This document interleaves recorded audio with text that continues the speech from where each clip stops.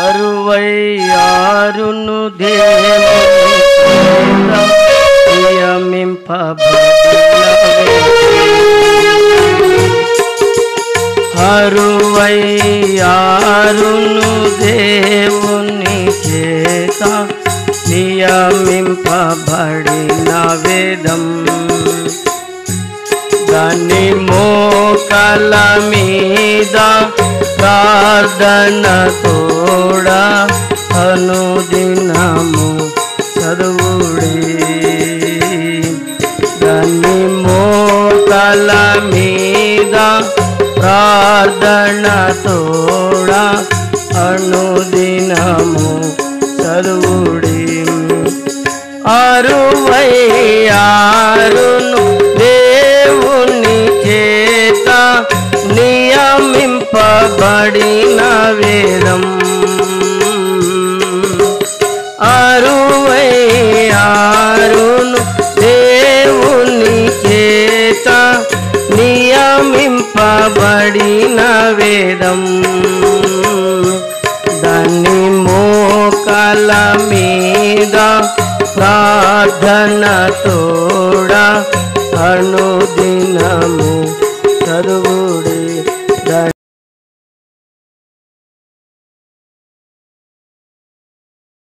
తోడా అనుదినము చదువుడే.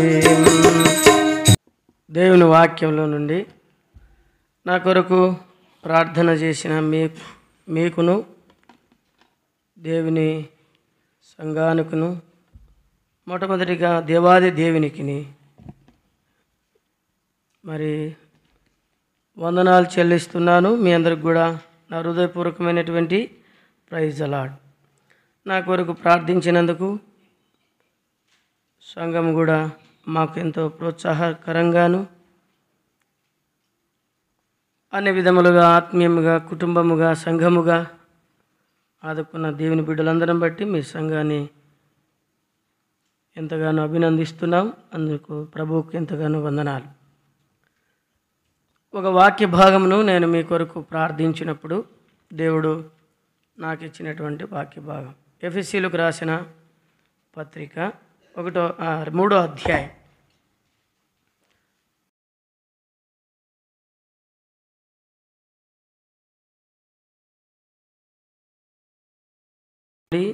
11 కలిసి ఉంటాయి. మనం అందరం కలిసి చదువుకుందాం.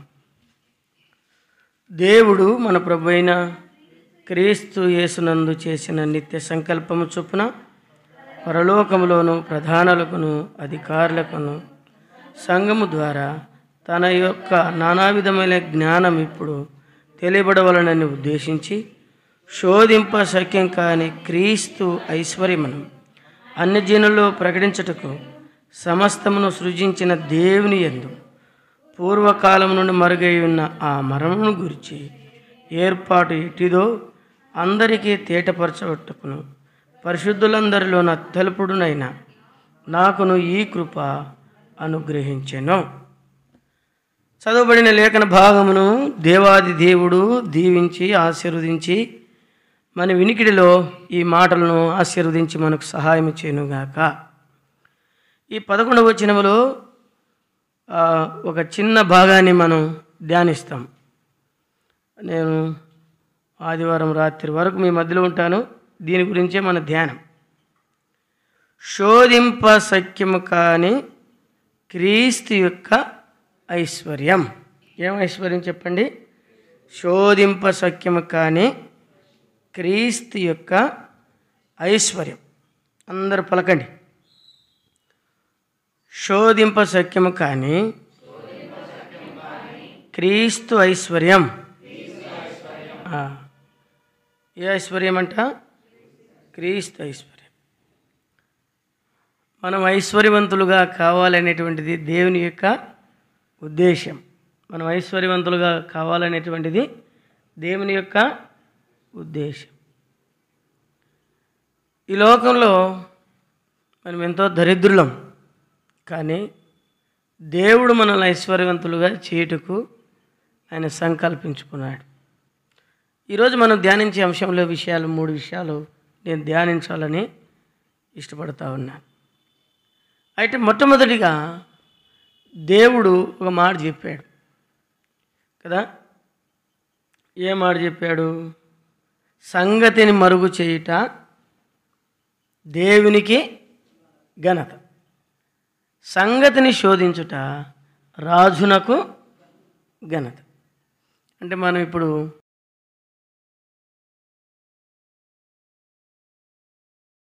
అంటే సంగతిని శోధించాలి. అది ఎవరికి ఘనత?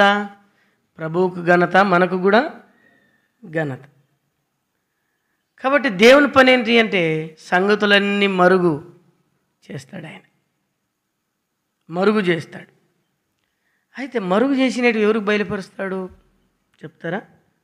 జ్ఞానులు సిగ్గుపరచడానికి, పసిపిల్లలకును బారులకును ఆయన ఏం చేశాడంట? బయలుపరుస్తాడు. మనం పసిపిల్లలు అంటే ఆత్మీయంగా, ఉత్సాహంగా, కొత్తగా రక్షించబడినప్పుడు కొత్తగా కదా ఏమవుతుంటాం? ఎంతో వెట్టగలిగి మంటతో జీవిస్తాం చూడు. అదే మంట చివరి వరకు ఉంటే ప్రభు అనేకమైనటువంటి సంగతులు మనకు బయలుపరుస్తాడు. కాబట్టి మొట్టమొదటిగా దేవుడు ఎంత ఐశ్వర్యవంతుడో చూద్దాం ఈరోజు. దేవుడు ఎంత ఐశ్వర్యవంతుడు. రోమపత్రిక 10వ అధ్యాయము 12వ వచనం చదవండి. మన దేవుడు ఎంత ఐశ్వర్యవంతుడో రాయబడి. యూదుడని గ్రీకు దేశస్థుడని భేదము లేదు, ఒక్క ప్రభువే అందరికీ ఏమైనాడంట? ప్రభు. ఒక్క ప్రభువే అందరికీ ప్రభువు కదా. తర్వాత కృపచూపుటకు ఐశ్వర్యవంతుడు.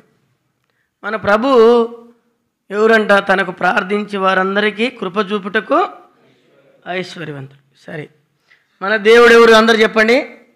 ఐశ్వర్యవంతుడు. మనం సేవించేటువంటి దేవుడు ఎవరు చెప్పండి? ఐశ్వర్యవంతుడు. మనం కూడా సంపాదిస్తాం ఐశ్వర్యం. ఎవరి కోసం? పిల్లల కోసం.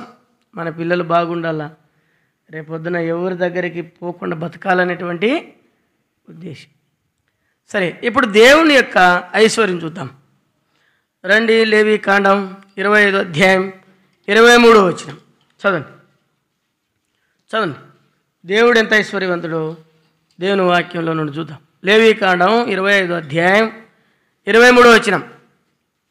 ఏం దొరకలేదా? మీరు బైబిల్ చదువుతున్నారు లేదా? చదవండి. భూమిని శాశ్వత విక్రయము చేయకూడదు, ఆ భూమి నాది. ఏమంటే చూడండి, ఏమంటున్నాడు దేవుడు? ఆ భూమి నాది. భూమి అంతా దేవుంది. ఎంత పెద్ద ఐశ్వర్యవంతుడు ఆయన. ఒకవేళ దేవుడు కానీ ఎవరైనా కానీ వచ్చి ఈ కసాపురం అంతా నీదే అంటే ఎంత సంతోషపడతాం మనం కదా. ఎన్ని ఎకరాల పొలం ఉంది అన్నా? నాకు 100 ఎకరాల పొలం ఉంది. బా, నిన్ను మించిన ధనవంతుడు ఇంకొక ఎవరు? హైదరాబాదులో నాకు స్థలం ఉంది. బా, ఎంత ధనవంతుడు. అయితే భూమి నాది. ఎవరిది భూమి? దీన్ని ఎక్కువగా శాశ్వత కాలం అమ్మకండి అన్నాడు. తర్వాత చదవండి, ఇంకా ఏమన్నాడు? మీరు నా యొద్ద కాపురమున్న పరదేశం. ఏమంటే ఈ భూమి ఎవరికి ఇచ్చినాడు? మనకిచ్చినాడు. దేనికి ఇచ్చినాడు? పరదేశులు మనం. ఎన్నొద్దులు ఉంటావు ఉండు, ఏడుంటావు ఉండు, కసాపురంలో ఉంటా.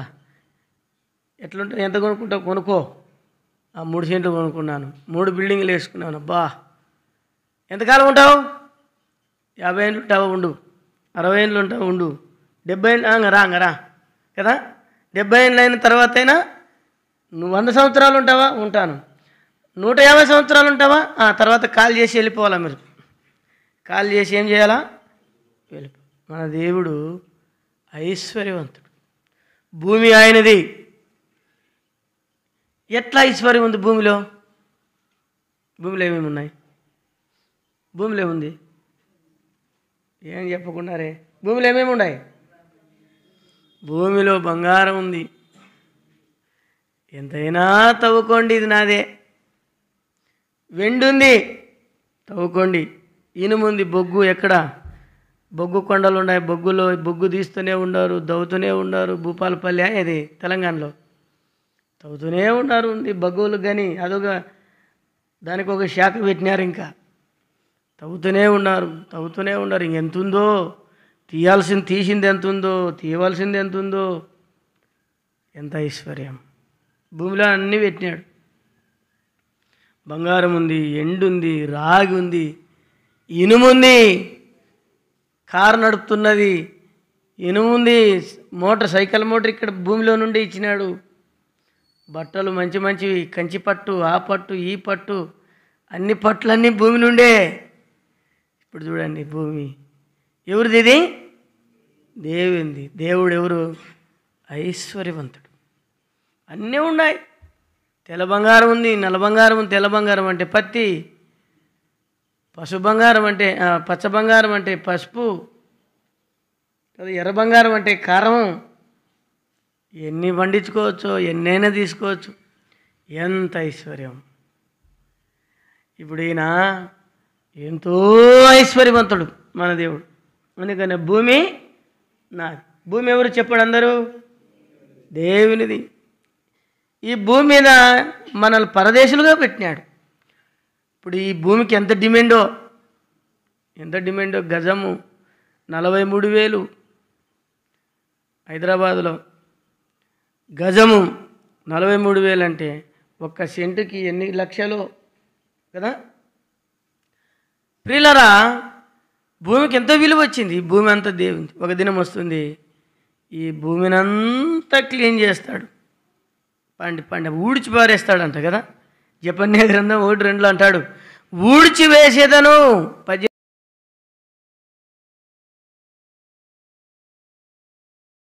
ఏం చేస్తాను? భూమిని ఊడ్చి చేస్తాను.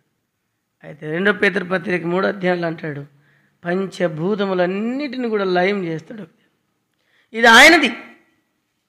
ఆయన మనకి ఇచ్చినాడు. దేని కొరకంటే బతకడానికి, ఈ లోకంలో బతకడానికి. ఇప్పుడు ద్వితీయోపదేశకాండం 10వ అధ్యాయం 14 వచనం చదవండి. 14 చూడుము, ఆకాశము మహాకాశములు భూమియు అందున్నదంతయు. భూమియు కదా. ఏమంట? ఎవరు అంట? ఆకాశము నాదే, భూమి నాదే కదా. భూమిలో ఉన్న సంపూర్ణత అన్నీ నావే. ఆకాశం ఎంతుందో ఎవరు తెలుసు?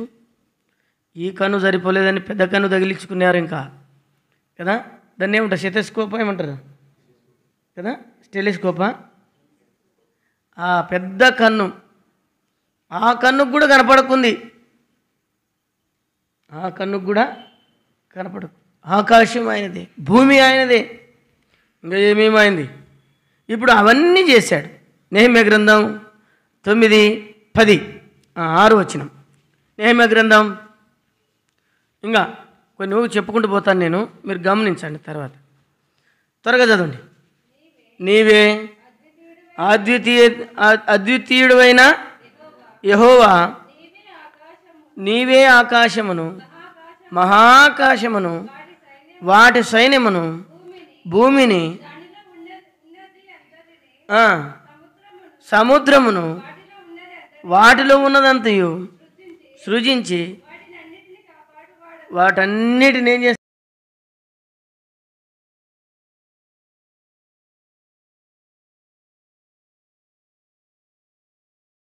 చంద్రుడు, నక్షత్రాలు అన్నీ కలుగు చేశాడు.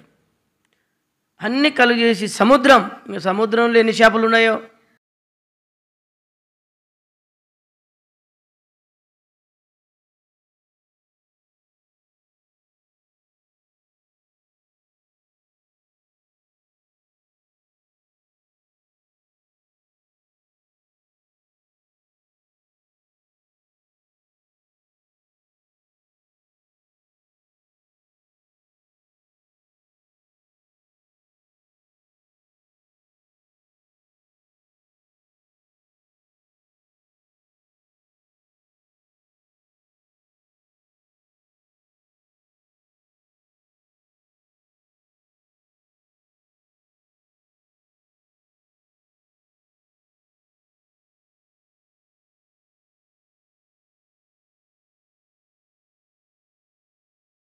పరిపూర్ణత అన్నీ ఆయనవే. భూమి మీద ఉన్న ప్రతిదీ కూడా ఆయనదే. ఆయన లేకుండా ఏది లేదు. ఇప్పుడు కీర్తన 50వ అధ్యాయం 11, 12 త్వరగా చదవండి. కీర్తన 50వ అధ్యాయం 11, 12 త్వరగా. ఇప్పుడు అంతేనా దేవునివి? భూమి ఆకాశములైనా సముద్రం ఒకటేనా అంటే కొండలు కూడా ఆయనవి. తర్వాత కొండల్లో ఉన్న పక్షులన్నీ ఆయనవే. చూడండి, పొలంలో పశువులన్నీ ఆయన వశంలో ఆయనవే, ఆయన చేసినాడు. తర్వాత లోకము దాని పరిపూర్ణత, లోకములు ఉన్న ఘనతలు, ఐశ్వర్యములు, ఘనతలు, గొప్పతనములు కదా, ఎంత సంతోషములు, ఎన్న ఆహ్లాదకరమైనటువంటి వాతావరణములు, కొండలు. ఇంకో కీర్తనలు అంటాడు, 1000 కొండల మీద ఉన్న పశువులన్నీ నావే, అన్నీ నావే. మన దేవుడు ఎంత పెద్ద ధనవంతుడో, మన దేవుడు ఎంత పెద్ద ధనవంతుడో. ఇప్పుడు అవన్నీ చేసి ఏం చేసినాడు? ఇంకా కొలసి పత్రికలు అంటాడు కదా, రాజ్యములు, ప్రభుత్వములు, ఉన్నవైనను, అధికారములైనను కదా,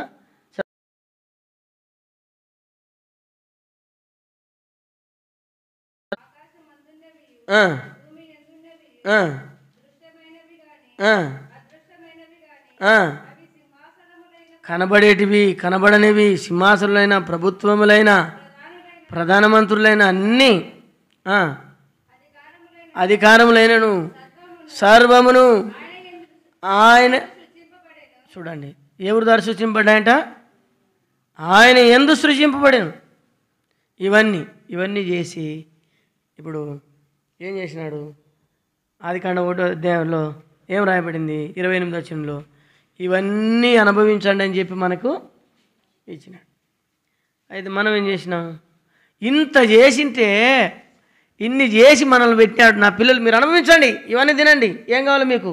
యాపిల్ పళ్ళు కావాలన్నా తినండి, ద్రాక్ష పళ్ళు కావాలన్నా తినండి, ఇది వద్దనకుండా సమస్తమును తినండి. అంత చేస్తే మనుషుడు ఏం చేసినాడంటే అమ్మేసినాడు. మనుషుడు ఏం చేసినాడు చెప్పండి? ఏం చేసినాడు? ఈ ఐశ్వర్యం అంతా ఏం చేసినాడు? చీపుగా అమ్మేసినాడు. ఎంత కమ్మినాడు చెప్తారా? ఎంత కమ్మినాడు? ఎంత కమ్మినాడు? ఎన్ని వేలు కమ్మినాడు?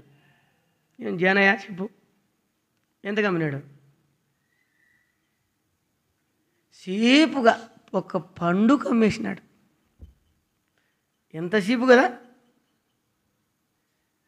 ఇంత ఐశ్వర్యవంతుడు మన కోసం చేసి అనుభవించాడని చెప్పి ఆయన చెప్తే మనం ఏం చేసినాం?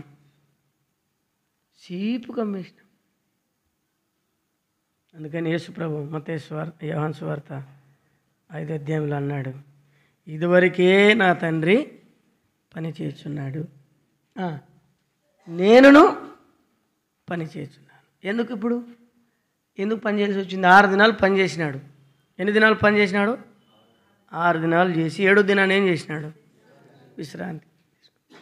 ఇప్పుడు మానవుని 6 దినాలు చేసిన తర్వాత 7వ దినాన్ని ప్రవేశపెట్టి అనుభవించు. బంగారు ఉంది. ఎన్ని నదులు ఉన్నాయి? 4 నదులు. ఎంత శ్రేష్టమైనది ఇచ్చినాడు. అనుభవించు, తిను, త్రాగు, సంతోషించు, దేవునితో సంబంధం కలిగి ఉండు అని పెడితే మానవుడు ఏం చేసినాడంటే, దేవుడు అప్పుడు 7వ దినాన్ని విశ్రాంతి తీసుకున్నాడు. విశ్రాంతి తీసుకుంటే మానవుడు ఏం చేసినాడు తెలుసా? దేవుని యొక్క విశ్రాంతిని దొంగిలించినాడు. ఎప్పుడైతే పాపం చేసి పడిపోయినాడో ఇప్పుడు దేవునికి ఏమొచ్చింది చెప్పండి? ఏం చెప్పి విశ్రాంతి దొంగిలించడం ద్వారా మరలా పని ప్రారంభించినాడు. అందుకని యేసుప్రభు అన్నాడు, ఇదివరకే నా తండ్రి పని చేస్తున్నాడు, నేనును కదా పని ప్రారంభించినాడు. ఆ దినం నుండి ఈ దినం వరకు దేవుడు విశ్రాంతి లేదు, ఆయనకి పని చేస్తూనే ఉన్నాడు. మానవుడు చేసింది ఏంటంటే చెడుగుడుతూనే ఉన్నాడు. కానీ దేవుడు ఏం చేస్తున్నాడంటే కాపాడుతూనే ఉన్నాడు. అందుకని నేమి గ్రంథంలో నువ్వు అన్నిటినీ కాపాడుతున్నావు. ఇప్పుడు మొదటిది చూడండి, ఇప్పుడు ఏం చేసినాడు? ఈ భూమిని రండి లేవీకాండం, మరలా లేవీకాండం 25వ అధ్యాయం 23వ వచనంలో ఈ భూమి నాది, దీని మీద పరదేశులుగా ఉన్నట్టుకు ఇచ్చినాను. అయితే మనం ఏం చేయాలంటే దేవుడు ఒక మాట అన్నాడు. నిర్గమకాండం 19వ అధ్యాయం 5వ వచనం చదవండి, త్వరగా చదవండి. ఏం చేసినాడు? త్వరగా చదవండి. ఇది ఎవరికి అనంటే మనకే. చదవండి. నిర్గమకాండం 19వ అధ్యాయం 5వ వచనం. కాగా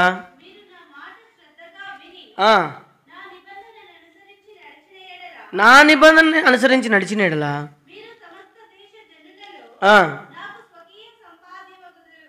నా ఆజ్ఞలు పాటించు. దేవుడు అడిగింది ఏంది?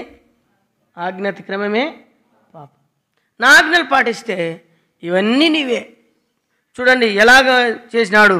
41వ అధ్యాయం యోబు గ్రంథం 11, త్వరగా చదవండి. యోబు గ్రంథం 41:11. నేను తిరిగి ఇవ్వవలసిన నాకెవడైనా ఏమైనా ఇచ్చినా ఆకాశ వైశాలమంతటి క్రిందనున్నదంతయు నాదే. అన్నీ ఆయనవే, నీ కొరకు నా కొరకు.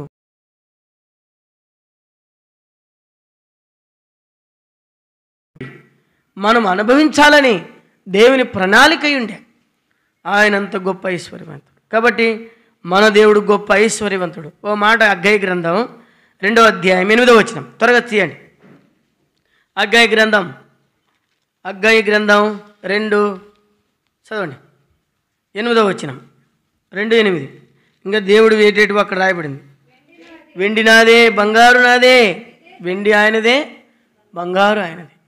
ఇప్పుడు ఆ బంగారుని ఎక్కడెక్కడ తగిలించుకుంటారు ఇంకా కదా, శరీరం నిండా తగిలించుకుంటారు. బంగారు సంపాదించుకోవడానికి ప్రయాసపడతారు, అవి ఇవి చేపించుకుంటారు. అయితే ఆ బంగారు ఎవరిది? దేవునిది. కాబట్టి దేవుడు గొప్ప ఐశ్వర్యవంతుడు. రెండవది, కొండల్లో ఉన్న పశువులన్నీ నావే. ఎంత పెద్ద ఐశ్వర్యవంతుడో.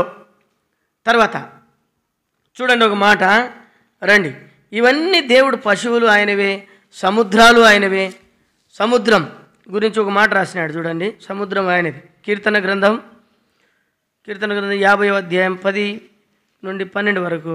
1000 కొండల మీద ఉన్న పశువులన్నీ నావే. కాబట్టి పశువులన్నీ ఆయనవే, గొర్రెలన్నీ ఆయనవే, మేకలన్నీ ఆయనవే, అన్నీ ఆయనవే. అంత గొప్ప ఐశ్వర్యవంతుడు. 50వ అధ్యాయం కీర్తన 50వ అధ్యాయం 11 చదవండి. అడవి మృగాలు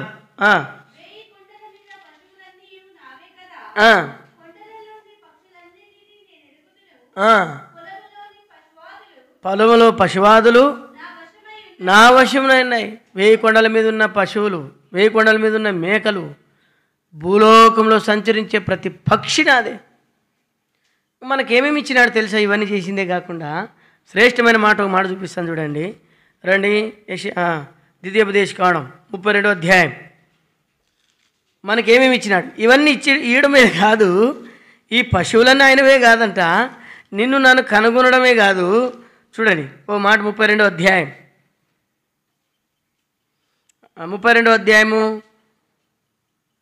10వ వచనం చదవండి. భీకర ధ్వని గల పాడైన ఎడారిలో వారిని కనుగొని ఆవరించి పరామర్శించి తన కనుపాప వలె వారిని కాపాడెను. పక్షిరాజు తన గూడు రేపి తన పిల్లల్ని అల్లాడించచ్చు, రెక్కలు చప్పుకొని వాటిని పట్టుకుని తన రెక్కల మీద వాడిని మోయినట్లు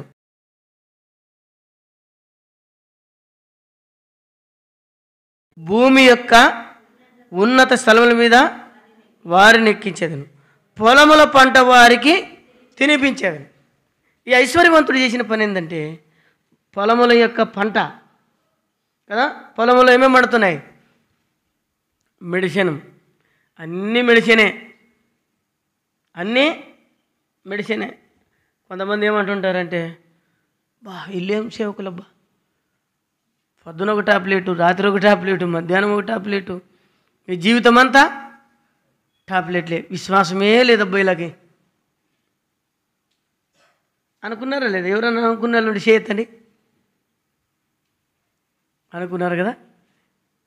చూడు, కొంతమంది విశ్వాసమే లేదు, మేము విశ్వాసంతో జీవిస్తాం, ప్రభువేయంగా బాగు చేస్తే బాగు చేయను, లేకుంటే సస్తే సస్తాం. అంటారు లేదా? కొంతమంది ఉన్నారు ఇట్లా. కొన్ని సంఘాల్లో విశ్వాసమే మంచిదే, తప్పేం కాదు అది. అయితే ఓసారి ఓ సేవకుడు కూడా అట్లే అనుకున్నాడంట. పెద్ద సేవకుని దగ్గర పరిచయం చేస్తున్నాడు. ఉదయం గ్యాస్ టాబ్లెట్, తినకముందు షుగర్ టాబ్లెట్, తినకముందు షుగర్ టాబ్లెట్, తిన్న తర్వాత ఒక టాబ్లెట్, మళ్ళీ 12 గంటలకు ఒక టాబ్లెట్, మళ్ళీ 2:30కు ఒక టాబ్లెట్, మళ్ళీ తినకముందు ఒక టాబ్లెట్, మళ్ళీ పడుకునేటప్పుడు ఒక టాబ్లెట్. ఇన్ని టాబ్లెట్లు ఈయన ఇంత బతికి ఇంకేం బతుకు అబ్బాయినది, ఈయన బతికే కంటే చచ్చిపోయేది బాగుంటుంది కదా అనుకున్నాడంట. శ్వాసంతో బతకాల దేవుని నమ్ముకునే అక్కడ. ఏంది ఎప్పుడు టాబ్లెట్లే. ఆయనకి అట్లా అనుకున్న ఆయనకి సుమారుగా 18 సంవత్సరాలు అట్లా అనుకుంటూనే ఉన్నాడంట. ఒక రోజు ఆయనకి షుగర్ వచ్చింది.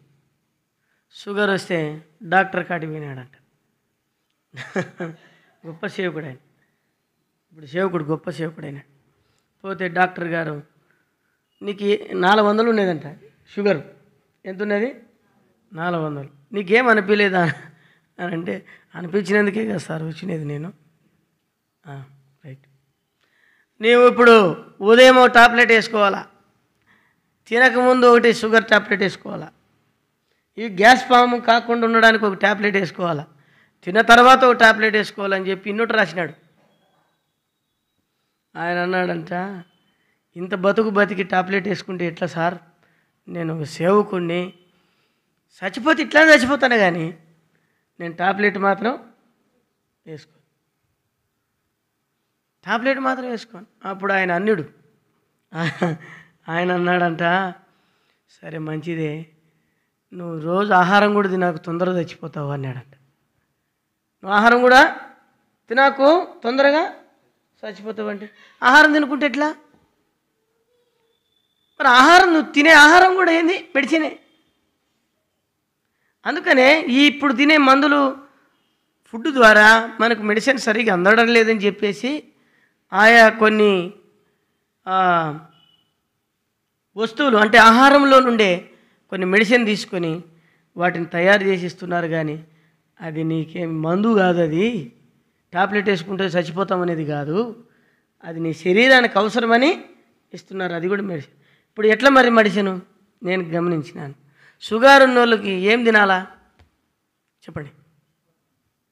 ఏం తినాలమ్మా? మొట్టమొదటి కొర్రన్నం తినాలా, అది మెడిసిన్. తర్వాత జొన్న రొట్టె తినాలి. జొన్న రొట్టెల్లో ఇంకా బెస్ట్ జొన్న రొట్టె అని చెప్పండి? పచ్చ జొన్న రొట్టె తినాల. అది తింటే 80 రోగాలకి మెడిసిన్, 200 రోగాలకి మెడిసిన్ అది. బా, ఇంకా టాబ్లెట్ అవసరం లేదా? అవసరం లేదేమో, మెడిసినే కదా. పాలకూర తినండి బాగుంటుంది, ఆ కూర తినండి, ఈ కూర తినండి, గడ్డి తినండి,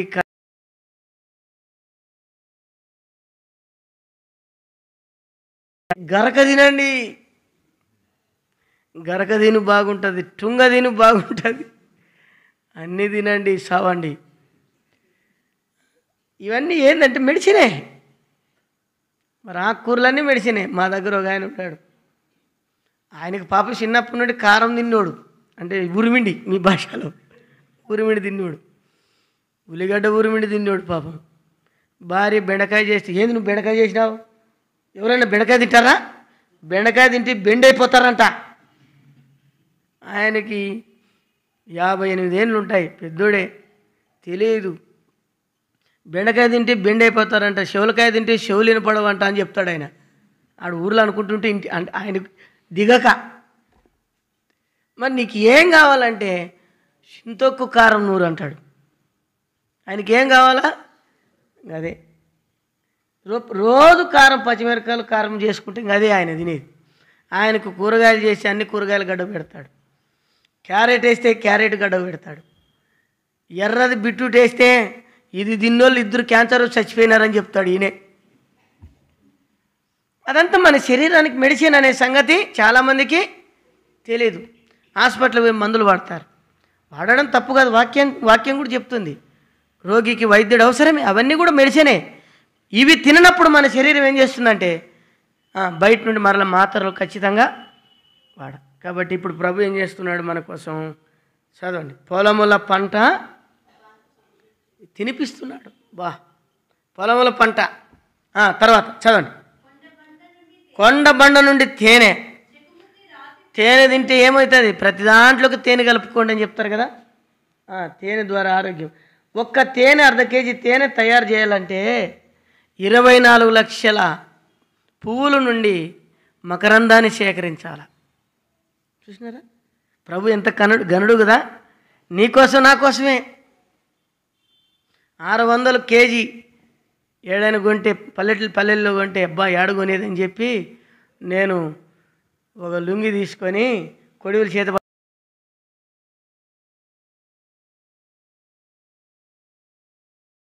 అవి కుడుతుంటే పొద్దున మూతి వాసింటే అయినా కూడా ఇడిచేది లేదు. తెచ్చుకోవడం రోజు. ఎవరో చెప్పినారు 2 ఆకులు, 2 ఎల్లిపాయలు, 2 కొంచెం అల్లం తీసుకొని తేనెకు పోసుకొని తినమని చెప్పినారు. ఓయమ్మ అవి తింటే గొంతు అంతమ్మంటే అయినా తినాల. తింటే బాగుంటుందని చెప్పినాడు కాబట్టి తినాలి. తేనె మనకి ఇస్తున్నాడు. ఎంత గనుడు ఆయన, ఐశ్వర్యవంతుడు. ఏం మనమేం కొనేదిలే. తర్వాత చదవండి. ఇంకా నూనె ఇస్తున్నాడు. నూనె కూడా ఎక్కడి నుండి వస్తుంది? పొలంలో ఉన్న చెట్లు వలన, పొలంలో పండించే పంట వలన. ఈ నూనె బాగలేదంటే ఇంకొక నూనె వాడండి. ఇప్పుడు అన్ని నూనెలే కల్తీ వచ్చేసింది. కొంచెం ఇది పామాయిల్ ఉందనుకోండి, ఆ పామాయిల్ కానీ మామూలు ఆయిల్ కానీ ఏం చేస్తారు? ఒక చిన్న గ్లాసు నుండి తీసుకుంటే 1 కేజీ నూనె అయినట్టు పెద్ద హీట్ చేసి దాన్ని డబల్ చేసేస్తారు. అప్పుడు దాన్ని sunflower, gold rough, hot rough, heat rough తెచ్చుకొని లొట్టలు వేసుకొని తింటాం తొందరగా చచ్చిపోవడానికి. ఇట కూడా సరిపోదని చెప్పి గానుగ నూనె తెచ్చుకోండి, పల్లెలు తెచ్చుకోండి.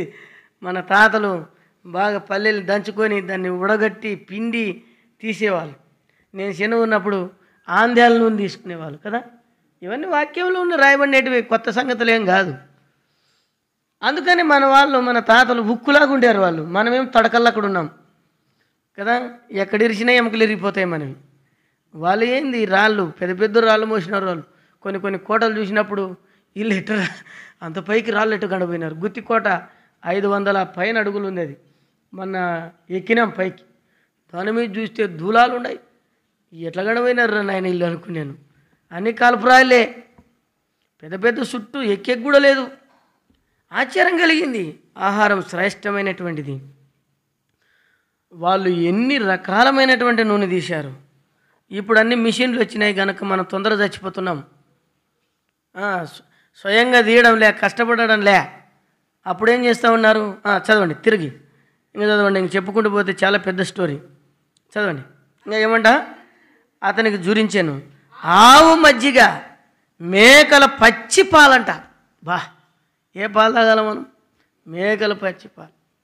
మేకల పాలు తాగితే ఎముకలు ఉక్కులోగా అవుతాయంట. చూడు, అందుకని డాక్టర్లు వెన్నెముక ఉన్నోళ్ళ కళ్ళు చెప్తారు ఏమని? మీ దగ్గర ఏడైనా మేకలు ఉంటే మేకల పాలు తాగండి, పచ్చి పాలు తాగండి. పచ్చి పాలు గొంతు కూడా దిగు మనకి. దాంట్లోకి సగం షుగర్ కలుపుకొని తొందరగా చచ్చిపోవాలని తాగుతాం. పచ్చి పాలు దేవుడు మన కోసం ఇచ్చినాడు. ఆవు మజ్జిగ, బరిగొడ్లో మజ్జిగ కదా. పాలు యూరియా డిఎఫ్తో తయారవుతుంది. ఇప్పుడు ఇది కూడా చేసినారు. ప్లాస్టిక్ బియ్యం కూడా తయారవుతుంది. ఎన్ని రకాలు చేస్తున్నారో మోసం. అన్ని మోసమే. అక్రమదారులే సంపాదించుకోవాలని చూస్తున్నారు. అన్నీ ఒక దినాన్ని విడిచిపెట్టిపోవాల్సిందే. అన్నీ ఇక్కడే విడిచిపెట్టిపోవాల్సిందే. అవి రాబోయే దినం, మరి రాబోయే ప్రసంగాల్లో మనం వింటాం అవన్నీ. సరే, కాబట్టి ఆవు మజ్జిగ, మరి మేకల, గొర్రెల పచ్చి పాలు, ఇవన్నీ మన కోసమే. తర్వాత చదవండి. గొర్రె పిల్లల క్రొవ్వును, మాంసం తినండి, ఎంతైనా తినండి, అన్నీ మనకే. తర్వాత బాషాను పొట్టేళ్ళను. ఏ పొట్టేలు అంటే అవి? బాషాను పొట్టేలు, కొమ్ములు తిరిగిన పొట్టేలు మనకే, ఎంతైనా తినండి. తర్వాత మేకలను, గోధుమల మెరకలంట. గోధుమల మెరికల సారం అంటే ఏంది? మిషన్ పట్టిన బియ్యం తినాకంటారా నాయన, ఒడ్లు తెచ్చుకొని దంచుకొని తూర్పారబట్టి తినండి అని. పూర్వం అట మిషన్ ఉన్నప్పుడు ఒడ్లు ఒక్క సంచి ఒడ్లు దంచితే షాటడు ఒడ్లు పెట్టేవాళ్ళు. అవన్నీ తెచ్చుకొని ఇంటికి వచ్చి మళ్ళీ దంచుకోవాలా. దంచుకొని తూర్పారబట్టుకొని ఆ రాళ్ళు ఉండేటివి ఒకవైపు చెరిగేవాళ్ళు. చిన్న ఇసుక సపరేటు, లావు ఇసుక సపరేట్ చేసేవాళ్ళు. ఇప్పుడేం లే, హ్యాపీగా పోతాం, ప్యాకెట్ తెస్తాం, ఏం శ్రమ లేదు.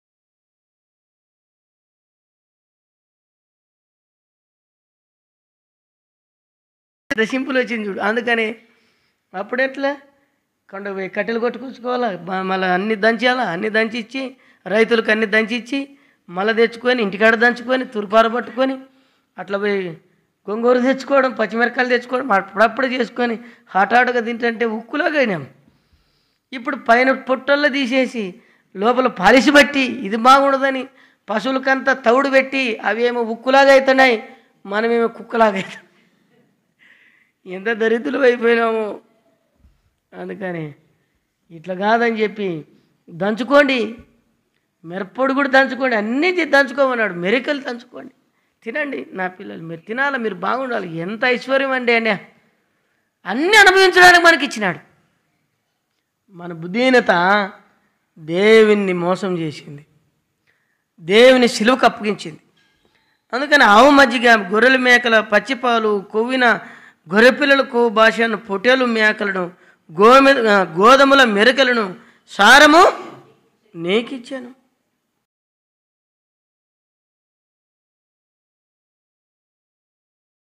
అందుకనే సముద్రం ఆయనది.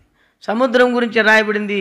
అబ్బా ఆయన పిలుస్తాడంట, వాటికి గడిలేస్తాడంట, వాటిని నిలబెడతాడంట, వాటిని ప్రవహింపజేస్తాడంట. ఆయన పోయి నిలబడితే సముద్రం చీలిపోయిందంట. ఇదేంత ఆశ్చర్యము! సముద్రం ఆయన ఆజ్ఞ మీరడం లేదు, పక్షులు ఆయన ఆజ్ఞ మీరడం లేదు, ఈ భూమి మీద ఉన్న సమస్తం ఆయన ఆజ్ఞను మీరుకుంది. కానీ మీరింది ఎవరంటే ఒకే ఒకడు, ఆయన పోలిక చొప్పున నిర్మింపబడినటువంటి మనం. ఆయన మహిమను దొంగిలించి దేవుడు, మన దేవుడు ఎంత గొప్ప ఐశ్వర్యవంతుడు. ఇవన్నీ మనం అనుభవించుటకు ఆయనే మన కొరకు ఇవన్నీ చేశాడు. ఇది రెండవది. మూడవది నెహెమ్యా గ్రంథం 9వ అధ్యాయం. చాలా సంగతులు ఉన్నాయి, అవన్నీ మనం చూడము. ఇవన్నీ చూసుకుంటుంటే మనకు తెలగవుతుంది. అందుకని షార్ట్ అని స్పీడ్ చెప్తాండ. రండి మూడవది, రండి నెహెమ్యా గ్రంథం 9 చూసినాం కదా, 9:6 చదవండి. ఏం చేస్తున్నాడో చూడండి. ఇప్పుడు ఇవన్నీ చదవండి మా. అద్వితీయుడైన యెహోవా, నీవే ఆకాశమును మహాకాశములను వాటి సైన్యమును భూమిని దానిలో ఉన్నది అంతటిని సముద్రములను